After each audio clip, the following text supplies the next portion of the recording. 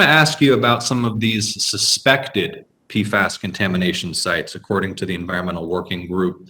I want to highlight Fort Benning, of course, in Columbus, Georgia, and ask you, what will it take and on what timeline can the Department of Defense establish whether this is a suspected contamination site or indeed a contamination site? I don't want the soldiers and their families at and around Fort Benning, the people of Columbus, Georgia, the people of the Chattahoochee River Valley to have to wonder whether or not groundwater or their communities may be contaminated with these hazardous substances. So when will the department be able to make a definitive conclusion about whether there is PFAS contamination at Fort Benning, please?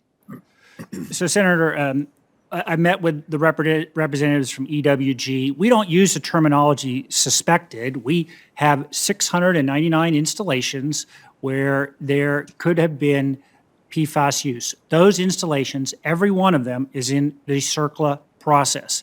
The first part of that process is to investigate whether PFAS may or may not have been used at that installation.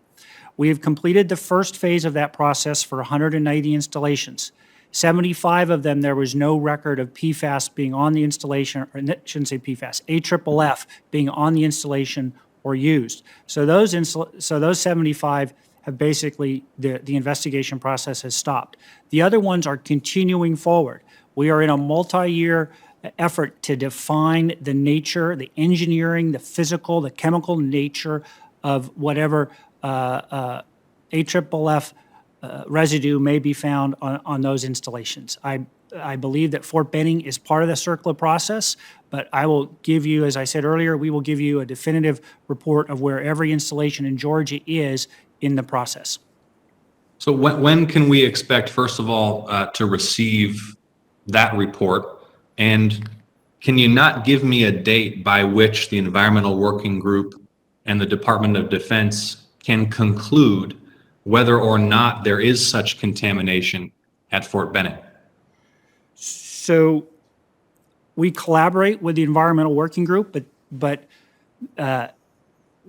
we are not under an obligation to reach an agreement with an advocacy organization. We have shared our sites with them, and they have shared their sites with us, and we are working through the list in accordance with federal law.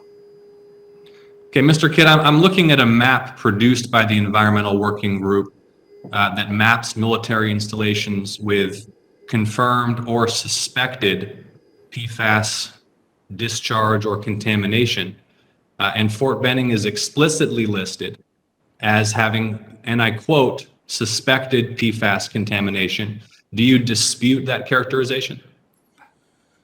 Sure, I don't necessarily dispute it. I'm just saying that Fort Benning, all the installations in the military have been reviewed, and we are applying the CERCLA process. We apply federal law to federal installations. We do not follow advocacy processes. We follow the processes that you, Congress, have given us.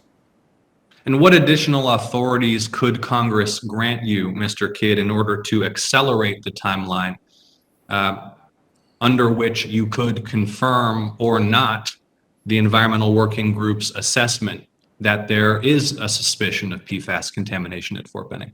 Sure, I will be happy to confirm the assessment of whether there is PFAS at Fort Benning. I'm under no obligation to confirm the Environmental Working Group's findings. My question for you is, when will you be able to confirm whether there is PFAS at Fort Benning? I will be able to tell you if Fort Benning is part of the CERCLA process by the end of today. And is that the same as confirming whether there is PFAS at Fort Benning, or is that confirming whether they're part of a process? Sir, that is to confirm that they are part of the process. In my early remarks, I discussed the uncertainties and the challenges that we face in the physical, chemical, and toxicological realm.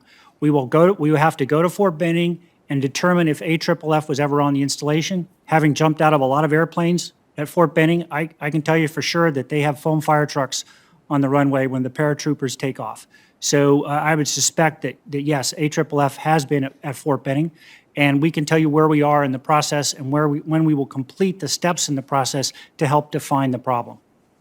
Well, Mr. Kidd, I'm grateful for your service in the Army and now your service in the civilian capacity, and I'll be inviting you to join me for a return to Columbus, Georgia in short order so that we can get clarity on what risks there may be to the soldiers and their families on the installation.